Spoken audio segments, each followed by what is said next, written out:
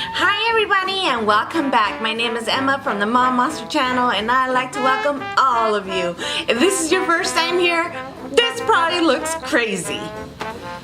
We are doing a 1920s look today. I'm going to show you how I achieved this. So stay tuned if you want to find out how. The 1920s, birth of the modern woman. Jazz was all the rage. It was time to be flashy and have wild parties. Prohibition was alive and well.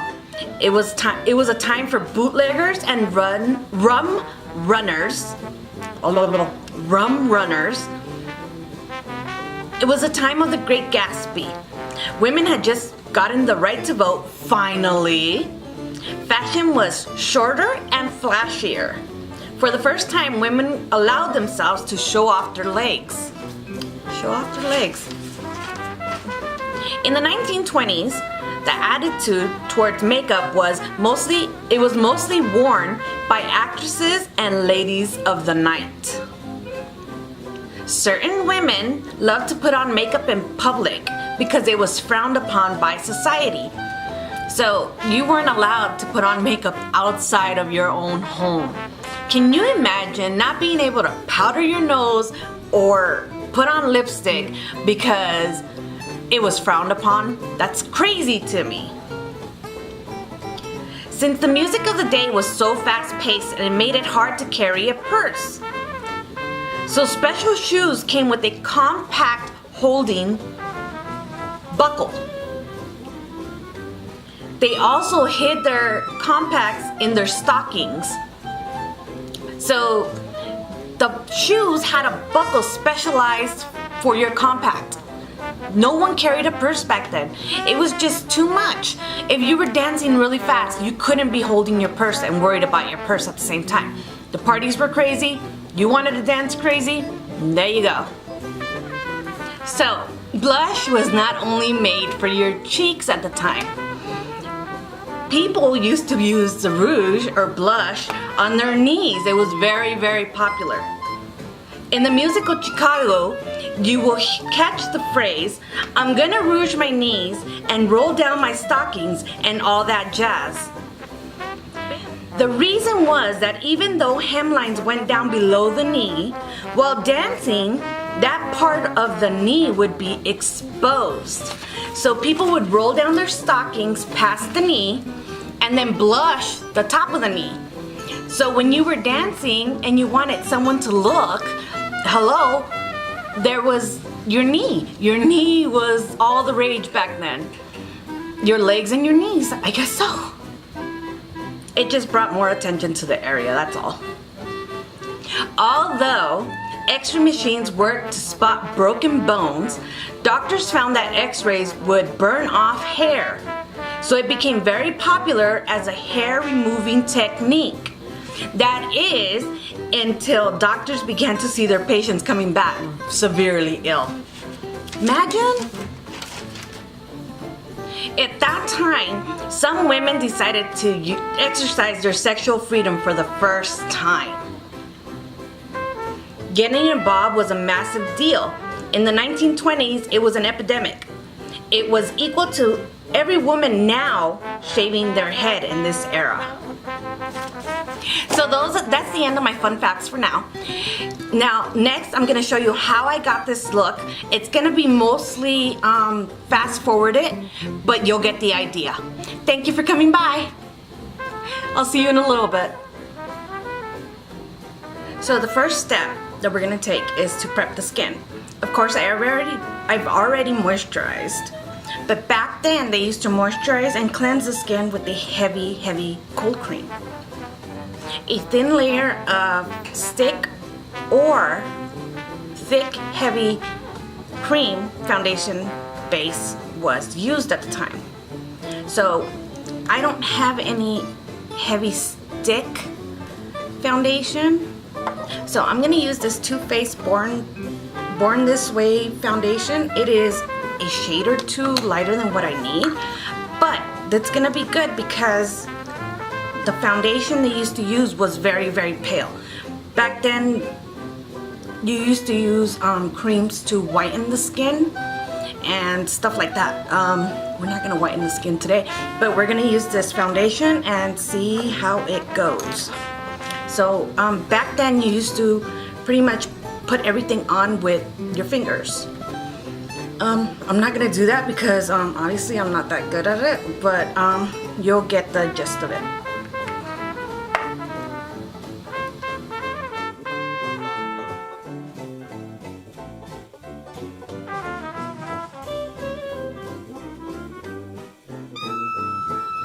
Okay, so that part is done.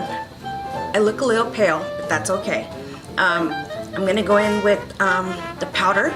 They didn't really use concealer back then. So I'm gonna go in with the powder. I'm gonna use this AOA Studio Perfect Setting Powder. Basically, I'm gonna go in heavy-handed, very heavy-handed. That's what they used to do in the old times, in the 1920s. We're gonna go ahead and do that now. I guess it was their way of setting their makeup so that it. Next, we're gonna do the eyebrows. Back then, I'm sorry I keep looking down. I just have my notes in front of me and I don't want to miss anything. Okay. So back then, eyebrows were very thin and very long. They would almost come, well, they did. They came up down to about even with your corner of your eye. I can't do thin eyebrows just because I have microbladed eyebrows, but I am gonna make them longer and kind of style them the same way, so hopefully it turns out.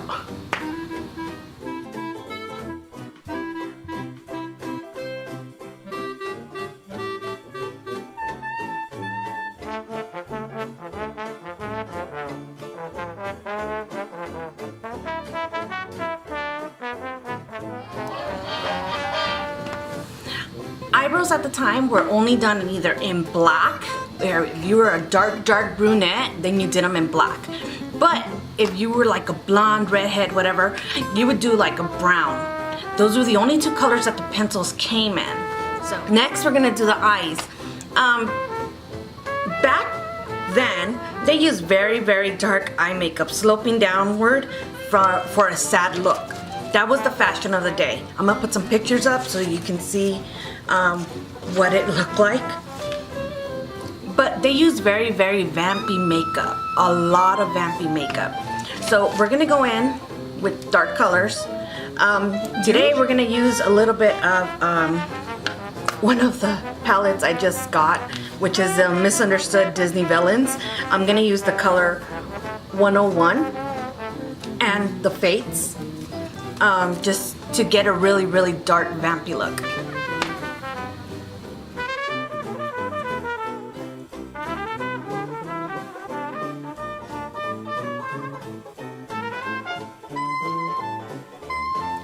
This might look crazy right now, but this is basically what they did. They would pack it on really good onto the eyelid, all over the eyelid, and then they would blend up to move the pigment up.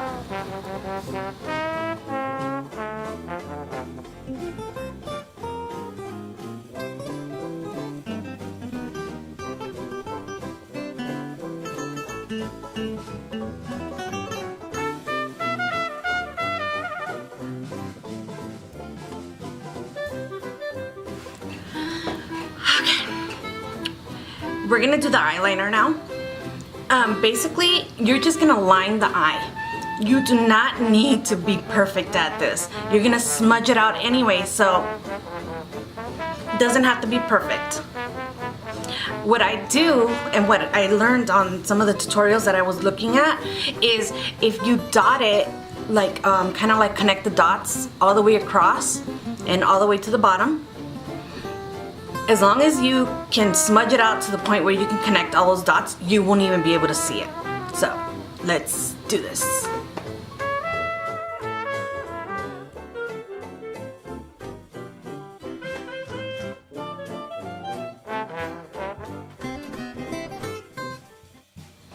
In order to connect everything, I'm going to use this little eyebrow pencil or eyebrow brush, and I'm going to connect it all the way across. and then smudge it to the bottom. Or at least I'm gonna try.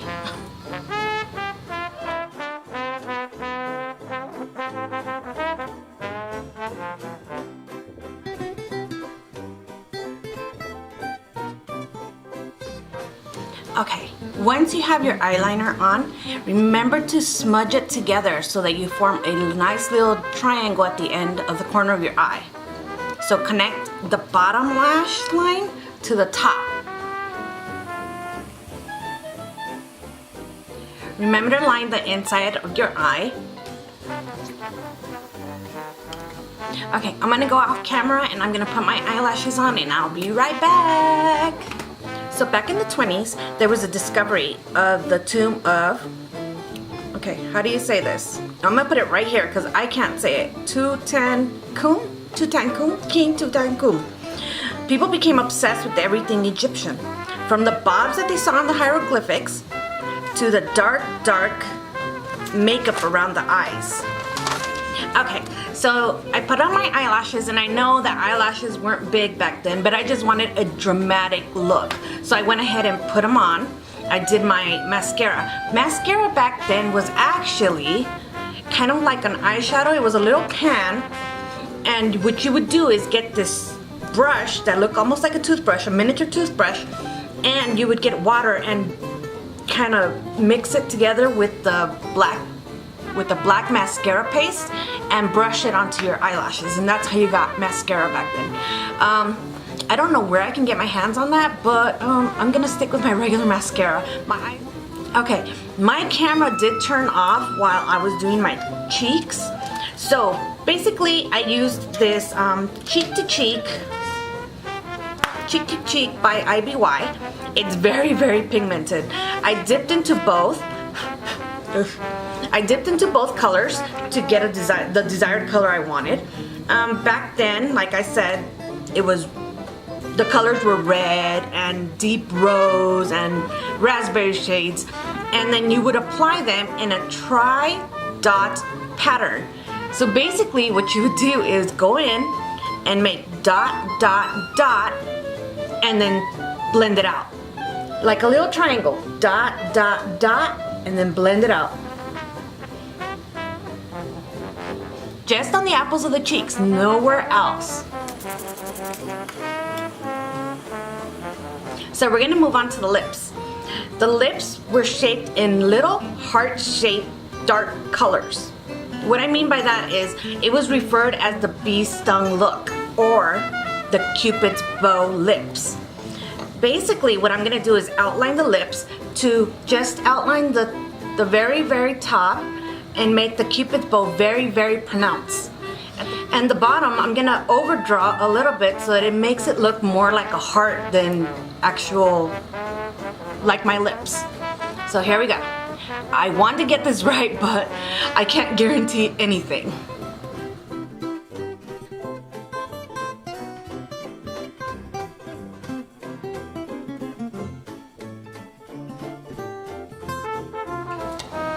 Okay. So I chose this very, very vampy color. It is called Rebel Raisin Matte, because back then they used to use a lot of matte colors. And it is from Grande Lips. Is it Grande? Yeah, Grande Lips Hydra Plump Liquid Lipstick. Now, fun fact. Vampires are no new concept. Women wore what they called vampy makeup back then. Vampy being short for vampire. The idea behind it was to turn themselves into a femme fatale. So this is what they used to use. Let's go in with this and see where it goes from there.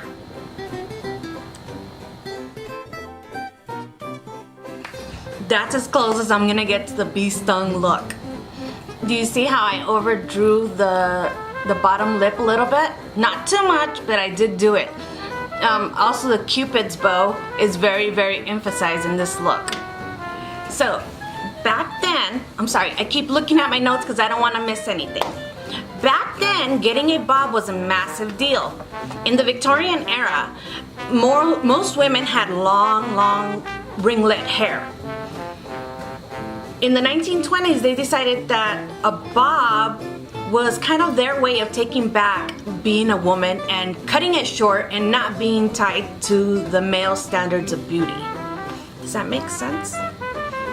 Also, another thing that they really did back then, they emphasized waves. Waves. That's why my hair is up in curls right now, because a way to permanently wave clients' hair was in high demand. To look for it, it was in high demand. Enter a terrifying permanent wave machine, which had 100 tubes coming down from the ceiling and hooked up directly to a person's head. This is the first time this machine had ever been seen. Can you imagine how scary it looked? Another fun fact. It was very risky to dye your hair back in the 20s. Only movie stars, chorus girls, and prostitutes would bleach their hair. Dyeing your hair was very closely linked with being a promiscuous person. For example, just not the promiscuous part, but just for example of how risky it was to dye your hair back then. Jean Harlow, for example, used to use peroxide, ammonia, Clorox bleach, and Lux Flakes to bleach her hair.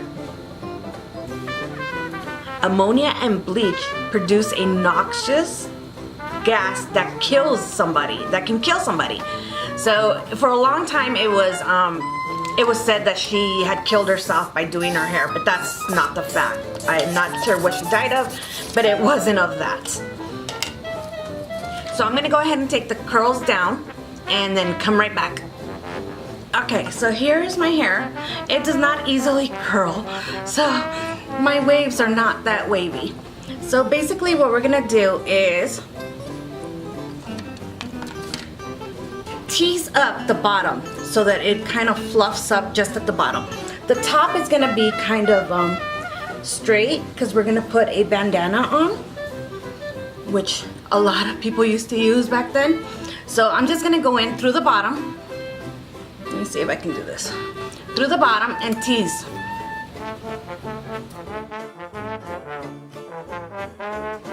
I'm gonna take my hairspray and I'm gonna spray it.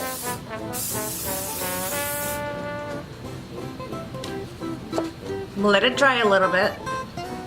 Then I'm gonna go in and kind of try to sculpt those curls. Just a little bit in the front. Tuck it behind the ears a little bit, not too much. Now I'm gonna go and I'm gonna put on my headband and a little bit of accessories and I will show you the completed look, okay? Be back in a sec. So here's the finished look. I hope you really enjoyed this video. I did a little Art Deco earring, a little bejewelment in my hair, and of course, the pearls.